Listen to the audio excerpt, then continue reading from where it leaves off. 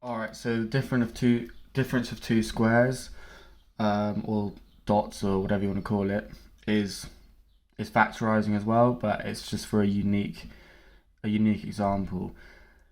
And it only applies when you have something squared minus something squared without any additional numbers, and it's got to be minus.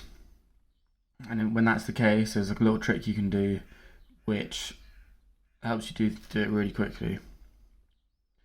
So if we take this 9p squared minus 16q squared, what we can do is the a squared, in this case, which is 9, equals this a here. So that wasn't very clear, but this a squared equals 9, so what does a equal? A equals 3.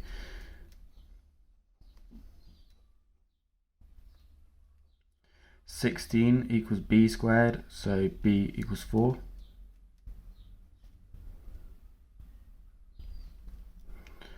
Signs have got to be like that,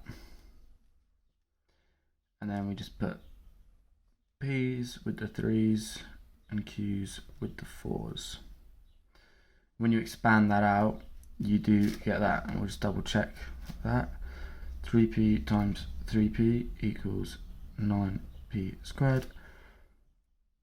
4q minus 4q, or times 4q equals minus 16q squared.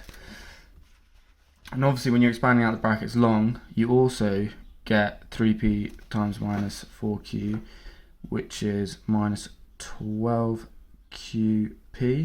but you also get 4q times 3p, which is plus 12qp. Those two cancel out, and you end up what you had before. So same again, you get, it's not actually the same again. So what you want to do here is you want to take 3 outside the bracket, because what I was about to say wouldn't have worked. And then you get x squared inside the bracket, and you get 25y squared inside the bracket. You can then treat this by itself, forget about 3 for the moment, and you get x and x, and you get 5y plus minus, and then you can put the 3 in at the end.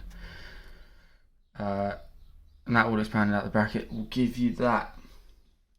Then this one doesn't abide by the first rule of something squared minus something squared, but what we can do is rewrite it so it does fit that rule. And what you can do is we can basically minus the square root of 5 all squared. So exactly the same again, x. And the reason there's no number there is because it's just a 1, and 1 squared is the same as 1, so it just remains like that.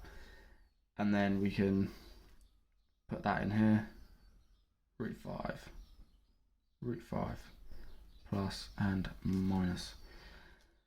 And that's that. So remember, if you're factorising, keep a lookout for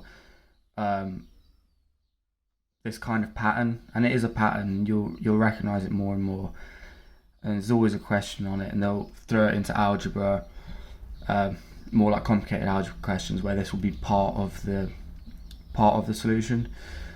So this is a case of practicing these loads, so you just get used to seeing them, used to picking them up, and once you know how to do it, and once you get it nailed, you'll be good.